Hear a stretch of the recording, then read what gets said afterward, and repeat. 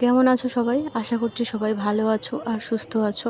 নতুন একটা ব্লগে তোমাদের সকলকে জানাই অনেক স্বাগত আর অনেক অনেক ভালোবাসা। যে যেখানে আছো সবাই সুস্থ থেকো আর ভালো থেকো। আমরা দুজন মোটেও ভালো নেই, মানসিক অশান্তিতে ভুগছি। অনেক বড় একটা বিপদে পড়েছি আবার। সবটাই শেয়ার করব আজকের ব্লগে তোমাদের সাথে। তো ব্লগটা দেখতে থাকো। এখন বাজে হচ্ছে সন্ধে 7টার মতো বাজতে যায়। তো এখন থেকেই ব্লগটা শুরু করলাম। সকাল থেকে সেভাবে কোনো ব্লগ করাই হয়নি। আসলে ভেবে উঠতে পারছিলাম না যে কি করব কি না করব, মানে মাথা কিছু কাজ করছিল না। তো সেই জন্য সকাল থেকে ব্লগ শুরু করা হয়নি। তারপর ভাবলাম সন্ধ্যাবেলা থেকেই ব্লগটা শুরু করি, নয়তো পরে আগামীকাল তোমাদেরকে কিছুই দিতে পারবো না। আর মনের মধ্যে যতই অশান্তি চলুক, সেটা নিজেদের মধ্যে মানে মনের মধ্যে থাকাই ভালো। কাজের জায়গায় তো হুটহাট করে ছুটে নেওয়া যায় না। এমনিতে মাঝখানে অনেক দিন আমার ব্লগ দেওয়া হয়নি, সেখানেও আমার অনেক ক্ষতি হয়েছে। তো সেই জন্যই আর কি সন্ধ্যাবেলা থেকেই ব্লগটা শুরু করলাম। আর অনেকেই বলেছো, বোনও বলেছে, সম্পিতা, আরও অনেকে বলেছো একটু বড় বড় ভ্লগ দাও। আমি চেষ্টা করছি, জানো তো, আসলে কয়েকদিন ধরে মানসিক অবস্থা একদমই ভালো নেই। ভেবেছিলাম কিছুই জানাবো না, কিন্তু আর চেপে রাখতে পারছি না কিছুই। জিনিসটা অনেক দূর গড়িয়ে গেছে। তো সেই কারণে সেভাবে ব্লগ করা কয়েকদিন ধরে হচ্ছিল না। পুরোটাই ভেবেছিলাম নিজেদের মধ্যেই চেপে রেখে দেবো, কিন্তু আর হলো না। বলবো, সবটাই বলবো তোমাদেরকে। তো এখন দেখতেই পাচ্ছ আমি রেডি হচ্ছি, সন্ধ্যাবেলা যাব এক জায়গায়। ওই বলে না, বিপদ বলে কয়ে আসে না, আর যখন আসে তখন একসাথে ঘাড়ে এসে পড়ে। তো সেই হচ্ছে অবস্থা। আশপাশ থেকে অনেক আওয়াজ আসছে, একটু মানিয়ে গুছিয়ে নিও। যখন আওয়াজটা বন্ধ হচ্ছে আমি তাড়াতাড়ি করে ভয়েস ওভার দিচ্ছি।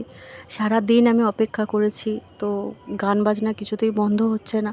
আজকে 5 দিন হয়ে গেল। যা হোক করে যেটুকু সময় বন্ধ হচ্ছে সেটুকু সময় আমি করছি। তোমরা তো সকলেই জানো আমার শরীরের অবস্থা খুব একটা ভালো থাকে না সব সময়।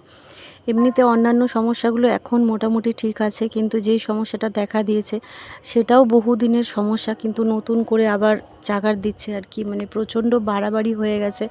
আমার ইমিডিয়েটলি ডাক্তার দেখাতেই হবে, বাধ্যতামূলক। মানে না দেখালে আমি আরোই অসুস্থ হয়ে পড়ব। সেই কারণে আজকে আমাকে এত সমস্যার মধ্যেও আমাকে ডাক্তার দেখাতে যেতেই হচ্ছে। দেখবে শরীরের অসুখ বিসুখ এসব দেখে আসে না, কখনকার ভালো সময়, কখনকার খারাপ সময়, কখন বিপদের দিন, এই সমস্ত দেখে কিন্তু অসুখ বিসুখ আসে না। আরও যখন আমি দেখেছি আমাদের সিচুয়েশান খারাপ থাকে, ওই বাড়িতেও সেরকম হয়েছিল। তখনই যেন বেশি করে অসুস্থতা যেন দরজার গোড়ায় এসে কড়া নাড়া দেয়।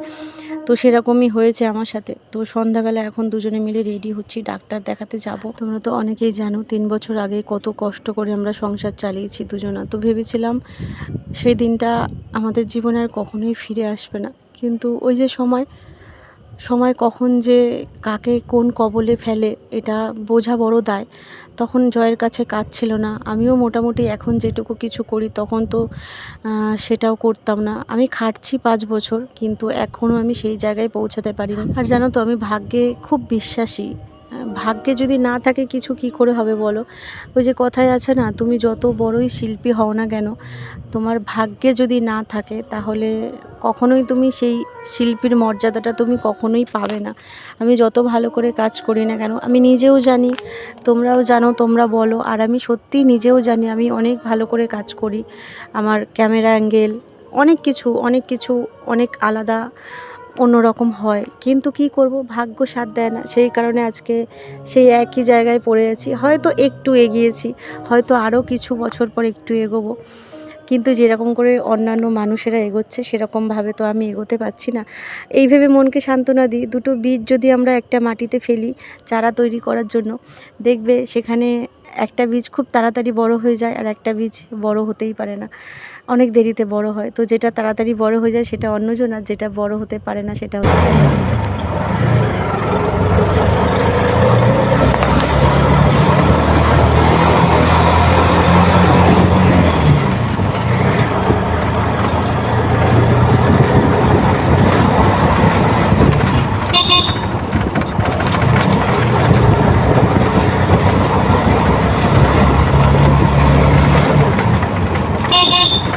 আমাদের বাড়ি থেকে ডাক্তারখানা অনেকটাই দূরে, তবুও জয়কে আমি বলছিলাম চল হেঁটে যাই দুজন।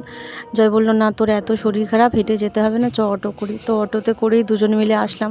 মনে হয় যেন ওই গাড়ি ভাড়াটুকু থেকে গেলে এখন আমার কাজে লাগবে, এরকমই অবস্থা হয়ে গেছে। তো এখানে আমি ডাক্তার দেখাই, হোমিওপ্যাথি ডাক্তার। আর আজকে একটা ঘটনা ঘটেছে, এক বোন আমার সাথে এসে কথা বলে আমাদের সাথে, তো আমার খুব ভালো লাগলো। অনেকের সাথেই দেখা হয়, সেটা কমেন্টে অনেকে জানায় যে তোমাকে এখানে দেখলাম, কেউ কখনো এসে কথা বলেনি। বোনটা এসে কথা বললে বেশ ভালো লাগে। তবে আমার সাথে তো এরকম কখনো ঘটেনি, আমি যেন ভ্যাবাচাকা হয়ে গেছিলাম, মানে কি বলবো বুঝে উঠতে পারছিলাম না। তবে আমার ভীষণ ভালো লাগলো তুমি এসে কথা বললে। বোন, তোমাকে অনেক ভালোবাসা, তুমি যদি ভিডিওটা দেখে থাকো। আর এখানে দেখো আমি বাইরে বসে আছি, কারণ প্রচুর লাইন পড়েছে, আমাদের যেতে অনেকটা দেরি হয়ে গেছিলো।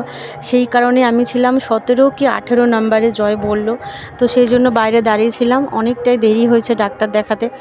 তারপর বাড়ি যখন ফিরছিলাম না, আরেকটা কাণ্ড ঘটেছে, মানে বিপদের ওপর বিপদ। আমরা অটোয় উঠে পড়েছি, তারপরে দেখছি হাতে আমার ওষুধের মানে প্যাকেটটা নেই। তারপর জয় বললো তুই চলে যা, মানে আমি তো অটোয় উঠে পড়েছি দুজনাই, বললো তুই বাড়ি যা। ওই জন্য আমি বাড়ির কাছে এই দোকানটার পাশে বসে অপেক্ষা করছিলাম।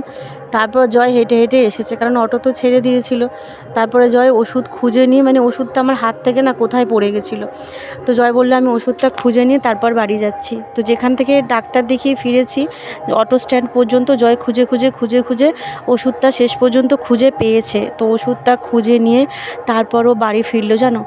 মানে একে এত অভাবের মধ্যে ওষুধটা কিনলাম, তারপরে ওষুধটা যদি হারিয়ে যায় কীরকম হবে তোমরা বুঝতে পারছো মনের ভেতরে কি হচ্ছিল। একে তো অসুস্থ, এরকম অবস্থা, ওষুধটা যদি না খেতে পাই। তো সেই কারণে জয় আমাকে বাড়ি পাঠিয়ে দিয়ে ও ওষুধ নিয়ে তারপর হেঁটে হেঁটে বাড়ি ফিরেছে। কারণ কি অটোয় উঠে গেছিলাম দুজন, ও মাঝ রাস্তায় নেমে গেছে, সেই কারণে ও না আসার কারণেও আমাদেরকে 20 টাকা ভাড়া দিতে হয়েছে, দুজনার ভাড়া। যেহেতু ও উঠে গিয়েছিল অটোতে, মাঝ রাস্তায় নেমে গেছে, সে তো প্যাসেঞ্জার নিতে পারিনি না। তো সেই কারণে আর পরের বারে জয় হেঁটে হেঁটেই বাড়ি এসেছে ওষুধটা খুঁজে নিয়ে। তো দোকানে বসে অপেক্ষা করছিলাম, কিছু জিনিস নেওয়ার ছিল টুকিটাকি। বেশিরভাগ জিনিস তো তোলা আছে, ঠাকুর করে জিনিসগুলো আছে বলে এখন আমাদের মানে রক্ষা আর কি, মানে করে খেতে পাচ্ছি জিনিসগুলো, সমস্ত জিনিস তোলা আছে বলে। টুকিটাকি যেগুলো দরকার ছিল, আলু পেঁয়াজ আর 2টো ডিম, এইগুলো নিয়েই বাড়িতে চলে আসলাম আমরা। আর আমার শরীরটা খারাপ বলে জয় বলল তোকে আর এখন রান্না করতে হবে না, আমিই রান্না করছি। তো বাড়িতে এসেই আমার একটা ওষুধ ছিল, আবার 3 ঘন্টা পর আর একটা ওষুধ ছিল। তো ওষুধটা খেয়ে আমি এখানে বসেছিলাম, আর জয় রান্না করছিল সবজি টবজি, ও সব কিছুই নিজেই জোগাড়জান্তি করেছে আর কি। আর ভাতটা বললো পরে বসাবো, রান্নাটা আগে করে নিই, ভাতটা তো প্রেশারে হবে, আর রান্নাটা মানে তরকারিটা করে নিই, ভাতটা পরে বসিয়ে দেবো। তো দোকান থেকে 2টো ডিম, পেঁয়াজ আর আলু, এইটুকুনি অল্প অল্প করে 10 টাকা করে জিনিস আনা হয়েছে আপাতত। আর সমস্ত জিনিস তো মশলাপাতি ঘরে ছিল, সেগুলো দিয়েই রান্না করা হচ্ছে। তো 2টো ডিম, জয় বলল যে ডিমটা তাহলে ভাজা ভাজা মতো করে নিই, মানে অমলেট করে, আর তারপর তরকারি করি। তো সেই জন্য 2টো ডিম, ওই পেঁয়াজ, একটা টমেটো, এক টুকরো পেঁয়াজ, কয়েকটা কাঁচা লঙ্কা দিয়ে একটু ঝোল ঝোল মতো করতে বলেছি, মানে খুব একটা কষা না, একটু ঝোল ঝোল মতো হবে। আর আলু কটা সেদ্ধ দিয়ে দেবো, মানে ভাতের মধ্যে 2টো আলু সেদ্ধ দিয়ে দিলে আলুটা আলাদা মাখা করা যায়। বললো ঠিক আছে, আলু ডিমের মধ্যে একসাথে না দিয়ে তাহলে মনে হবে 2 রকমের খাবার, সেই জন্য ভাতের মধ্যে আলু দিয়ে দেবে আর ডিমটা আলাদা করে ঝোল করছে। সময় মানুষকে কোথায় এনে ফেলে বলো, কতদিন বাদে আজকে কপালে 2টো ডিম জুটলো, 2টো ডিম ঝোল করে আজকে দুজনা খাচ্ছি। যেটুকু সয়াবিন ছিল সেটুকু সয়াবিন 2 দিন 3 দিন ধরে রান্না করে করে শেষ হয়ে গেছে, অল্পই ছিল সেটা শেষ হয়ে গেছে। তো ওই জন্য জয় আজকে 2টো ডিম এনেছে, ওটাই ঝোল করে খাওয়া হচ্ছে। তো কালকে বলেছে জয় আমাদের এখানে ছোট বাজার আছে, সেখানে অনেক কমে মাছ পাওয়া যায়, একটু মাছ এনে হলুদ মাখিয়ে বেশি করে ভেজে রাখলে না 2-3 দিন চলে যাবে, আর মাছ খাওয়াও হবে যেহেতু কম দামে পাওয়া যায়। তো জয় বলেছে পরের দিন যাবে। যাই হোক, কী ঘটনা ঘটেছে তোমাদেরকে এবার বলি, তোমরা অনেকে জানতেও চাইছো, আর মিথ্যে বলে তোমাদেরকে কতদিন মিথ্যে বলবো বলো। জয় যেই কাজটা করতো সেই কাজটা আর নেই, জয়ের কাজটা চলে গেছে। চলে গেছে বলতে ও নিজেই ছেড়ে চলে এসছে, কারণ কি ওর সাথে এমন কিছু ঘটনা ঘটানো হয়েছে যে ও কাজটা ছাড়তে বাধ্য হয়েছে। তোমরা তো জানো কত কাজের ছেলে, দুর্গাপুজো, কালী পুজো, প্রত্যেকটা অকেশনে ও কোনো অনুষ্ঠানে ঘরে থাকিনি যে বউয়ের সাথে সময় কাটিয়েছে ঘরে বসে আমি একা থাকি, কিন্তু সেটাও না, ও কাজকে খুব ভালোবাসতো, পুরো সংসারটাই ওর মাথার উপরে। আমি কখন আমার মাইনে ঢোকে কখন আমার ঢোকে না, আর আমার মাইনে ঢুকলেও আমি সেগুলো হয়তো ঘর ভাড়া দিলাম কি ওয়াইফাইয়ের বিল দিলাম, এগুলো করি, কিন্তু সংসারটা পুরোটাই জয় চালায়। তো সেখান থেকে ও একদমই ছুটি নিত না, কাজের প্রতি প্রচুর ভালোবাসা, লয়ালভাবে কাজ করেছে ও, কিন্তু ওর কাজটা চলে যায়। তো সেই জন্য এখন এরকম অবস্থা আমাদের। যখনই আমি ক্যামেরাটা অন করছি তখনই গানটা যেন জোরে জোরে হচ্ছে, নয়তো বড় গানটা আসতেই থাকছে, জানো তো। তো এখানে রান্না বান্না মোটামুটি হয়ে গেছে, তরকারিটা হয়ে গেছে, ভাতটা হচ্ছে, এই যে দেখতে পাবে না তোমরা। তো এখানে ভাতটা বসানো হয়েছে, এই যে প্রেশার কুকার, ভাতটা বসানো হয়েছে, ডিমের ঝোলটা হয়ে গেছে, আর কিছুই হবে না, ডিমের ঝোল আর ভাত। আর এদিকে মোমবাতি করিস নি, জ্বালাস নি, খুঁজে পাস নি? হ্যাঁ, এই তো বললাম যে একটা ঠাকুরের এখানেই তো লাগানো আছে, এই তো সামনে এখানে আছে একটা, নতুনও প্যাকেটের মধ্যে আছে। না লাগলে জ্বালাস না, খাওয়ার সময় জ্বালানো যাবে।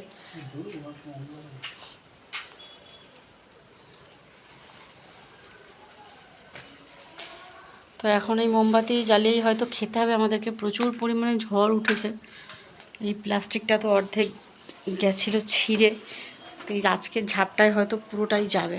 দাঁড়াও ফ্ল্যাশটা অন করি, যা পরিমাণে ঝড় উঠেছে এইটা মনে হচ্ছে আজকে পুরোটাই ছিঁড়ে যাবে। এটা চলে এসছে, খুলিস নি কোনো কিছু টিভির এগুলো? তো কারেন্ট চলে আসে তখন তো হয়ে যাবে। সব অফ করি, পাম্পটাও চালানো, সব এক এক করে খুলি এগুলো, নাহলে কী বলতো কারেন্ট চলে আসে না, টিভিটাও চলবে, ওদিকে পাম্প চালানো, সব কিছু চালানো। আমি ভাবছিলাম যে মনে হয় ও বন্ধ করেনি।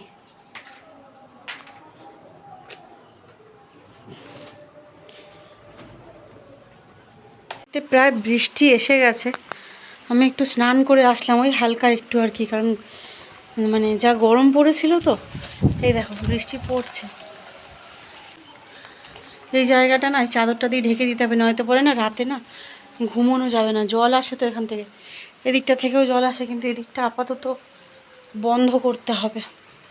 এই দেখো চাদর পুরো উড়ে এই পারে চলে আসছে, আর বৃষ্টি পড়লে তো এই মানে জল ভিজে চাদর পুরো নিচে চলে আসে, তখন পুরো বিছানা ভিজে যায়। ওই জন্য জয়কে বললাম একটু ক্লিপ নিয়ে এসে ছাদ থেকে, যেটাতে জামা কাপড় যেগুলো আটকাই আর কি, এই যে এগুলো নিয়ে এসে একটু আটকে দিতে। আর ওই কোনায় দেখো গিট দেওয়া আছে, এই দেখো এরকম হয়ে যাবে, দিয়ে একটুখানি গিট বেঁধে দিতে, নিচে উপরে যেরকম সুবিধা বুঝে আর কি। কারণ ঝড় হলে কি বলতো, ওই দেখ এইরকম হবে পুরো বৃষ্টির জলটা বিছানায়। ওই জন্য বললাম চাদরটা একটু ঠিক করে বেঁধে দিতে, তাহলে নাহলে তো রাতে অসুবিধা হবে। কোনাটায় গিট মেরে দে, হ্যাঁ, এইদিকে না হয় ওই দিকেও গিট মারতে পারিস, পেছন দিকে দিয়ে দিলেও হয়ে যাবে।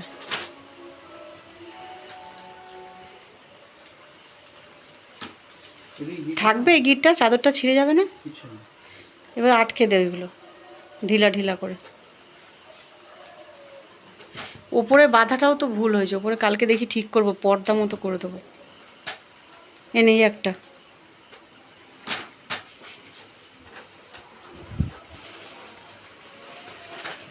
হুম,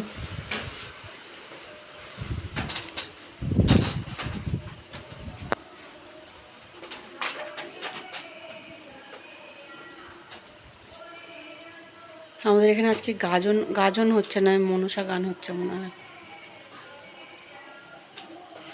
এটা মোটামুটি আটকানো হলো, দেখা যাক কতটুকু থাকে। খুব একটা ঝাপটা দিলে তাহলে থাকবে না, কিছু করার নেই। আর এই দিকটা তো এই চাদরটা ফেলে দিতে হবে। তবে এই দিক থেকে জলটা বেশি আসে বিছানায়, এই দিক থেকে আসে কিন্তু কম আসে, এখানটা দিয়ে বেশি আসে জলটা। ঝড় আসলে, হ্যাঁ এখন খোলা থাকে, নাহলে তো বলে ঘর পুরো ঘুমট হয়ে আছে না, একটু ঠান্ডা হবে ঘরটা। এই জায়গাটাই তো ফাঁকা হয়ে গেল রে, এই জায়গাটা, এখান থেকে হুড় করে তো জল আসে। এ বাবা, এখান থেকেই মেন জল আসে। কি বাঁধবি ওখানে? দিয়ে আটকে দিয়ে দিই, কারণ ওখান থেকে তো জলটা মেন আসে, যতটা আটকানো যায়। এবছর বর্ষার আগে প্লাস্টিক ঘিরে দিতে হবে। পানু যেই প্যান্টে ঘুমোয়, মানে যেই কাপড়টায়, সেটা এখন নিয়ে মোটামুটি ওই কোনাটা ঢাকা দেওয়া হয়েছে। কারণ দেখো, যদি এখন বৃষ্টি হচ্ছে না, কিন্তু রাত্রেবেলা যদি সেরকম বৃষ্টি হয় তখন আর এই বিছানায় ঘুমোনো যাবে না। সেই জন্য ওই কাপড়টা দিয়ে একটু এই জন্য ঘিরে দেওয়া হয়েছে এই প্যান্টটাকে দিয়ে। এইভাবে আপাতত এখন রাখা হয়েছে। এটা খোলা থাকবে, এখন হাওয়া আসছে, একটু থাকবে। জয় পুরো ভেঙে পড়েছে এখন, কখন কোথায় কাজ পাবে তবে কাজে যাবে। কারণ ওর সাথে এমন কিছু খারাপ ঘটনা ঘটানো হয়েছে, কারণ ও অনেক দিন ওখানে কাজ করতো। আর এই দেখো না, বানুকে একটু বার করেছি সন্ধ্যাবেলার দিকে, রাতের দিকে, তো তখন জয় একটুখানি হাসছে, বানুর সাথে আর কি করছে জানো। নয়তো পরে ওর মুখে কোনো, মানে জয়ের মুখে কোনো কথাই ছিল না। আসলে বুঝতে পারছি 4 বছর একটা জায়গাকে ভালোবেসে মন দিয়ে কাজ করা, তারপর সেখান থেকে বেরিয়ে আসা কতটা কষ্ট। মুখে একটু হাসি আসলো অবশেষে। হ্যাঁ, সারা দিন ঠিকঠাক করে খাওয়া দাওয়া করছে না, হাসছে না, কথা বলছে না। তোর কি সব কি মানে শেষ হয়ে গেছে, তুই এরকম করছিস? সারা দিন কি করে বোঝাবো, আমি ওকে বুঝিয়ে পারছি না।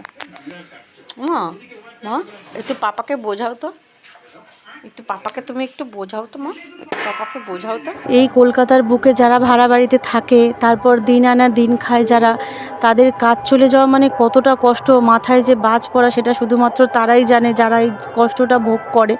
মানে প্রত্যেক দিনের টাকা প্রত্যেক দিনও পেতো, সেই টাকা দিয়ে টুকিটাকি করে বাজার করা, সেই টাকা একটু একটু করে জমিয়ে জমিয়ে ঘর ভাড়া দেওয়া, ইলেকট্রিক বিল দেওয়া, ওয়াইফাইয়ের বিল দেওয়া। আর ওয়াইফাইটা মজা করার জন্য তো আমরা নিইনি, আমার কাজ, ওয়াইফাইটা আমার লাগবে, আমার নাহলে ভিডিও আপলোড করতে পারবো না। নেটে এখন ভিডিও আপলোড করা যায় না ওইটুকু নেটে, তো সেই কারণে ওটা বসানো, সব কিছুই জয় সামলায়। তো সেই কারণে কাজটা চলে গেছে মাথার উপর, যেন ওর মানে আকাশ ভেঙে পড়েছে। ও এতদিন কাজটার জন্য অনেক কিছু করেছে, কাজটা যখন শুরু হয় তখন থেকে ও ছিল। আসলে এখন কাজটা একটা জায়গায় দাঁড়িয়ে গেছে, একটা স্টেবল হয়ে গেছে, একটা জায়গায় পৌঁছে গেছে, সেই জন্য ওকে আর প্রয়োজন নেই। তো সেই জন্য ওকে বের করে দেওয়ার মানে কথা চলছিল, ওর কানে এসেছে। নতুন একজনকে নেওয়া হয়েছে, তার গুরুত্ব জয়ের থেকে অনেকটা বেশি ওখানে, যেখানে জয় প্রথম থেকে কাজটা শুরু করেছিল। আগেও একবার এরকম হয়েছিল, তোমরা দেখেছো। তবে জয় তো মুখের উপর কিছু বলতে পারে না, না বলতে পারে না। যে নতুন এসেছে সেই কারণেই সবাই ওর ফায়দাটা নেয়। যে নতুন এসেছে তাকে ভালো জায়গায় আরাম করে বসে কাজ করতে দেওয়া হচ্ছে, যেখানে ওই কাজটার জন্য এত কিছু করেছে, লয়ালভাবে খেটে গেছে। না পুজো, না অনুষ্ঠান, না কিচ্ছুতে ঘরে থাকা নেই, মানে মন থেকে খেটে গেছে যেই কাজটার জন্য, সেই কাজে আজকে ওর গুরুত্ব নেই। আজকে যেখানে কষ্টের কাজ সেখানে ওকে পাঠানো হচ্ছে, তারপর ওর সামনে অন্যজনের গুরুত্ব দেওয়া হচ্ছে, ওর কোনো কদরই নেই। মানে অপমানিত হয়ে সেখানে থাকা, আর যার সাথে হয় সেই বোঝে, জানো তো। তাও এত কষ্ট মুখ বুঝে সহ্য করে জয় কাজ করে গেছে শুধুমাত্র সংসার চালানোর জন্য। সেই কারণেই জয় কিছুদিন আগে না একেবারে চুপচাপ হয়ে গেছিলো, ঘরে এসেও কথা বলতো না। আমি ভাবতাম কি হয়েছে কি হয়েছে, তারপরে এখন শুনি যে এই রকম সব ঘটনা ওর সাথে ঘটেছে। ও তো খুব চুপচাপ ছেলে, কাউকে কিছু বলে না, কোনো কথাই বলে না। সেই কারণে আমিও আর জানতে পারিনি, জানো তো। যাই হোক, আমি এখন ওর পাশে থাকার চেষ্টা করছি, যেটুকু জমানো আমার কাছে পুঁজি ছিল সবটাই আমি ওকে তুলে দিয়েছি। কারণ এই বিপদের সময় যদি আমি ওর পাশে না থাকি, কে থাকবে বলো। আর আমার তো এক্সট্রা কোনো খরচা নেই, হ্যাঁ না ত্যানা কিনবো, ঘুরতে যাব, এখানে যাব, আমার তো কোনো খরচা নেই। আমি যেটুকু জমাই সেটুকু আমি ও যখন বিপদে পড়ে আবার আমি ওকে তুলে দিই। কারণ সংসারটা আমাদের দুজনারই, ওর তো একার দায়িত্ব না। তবুও অনেক করে সংসারের জন্য, ওই করে। আমি বলবো আমি যেটুকু পারি সেটুকু করি। তো আমার কাছে যেটুকু পুঁজি ছিল আমি সবটা ওর কাছে তুলে ধরে দিয়েছি। জানি না ওটা দিয়ে কতদিন আমরা চালাতে পারবো, তবে যে কদিন পারবো চেষ্টা করব। তোমরা একটু পাশে থেকে এই সময় সবাই ভালো থেকো, দেখা হচ্ছে কাল।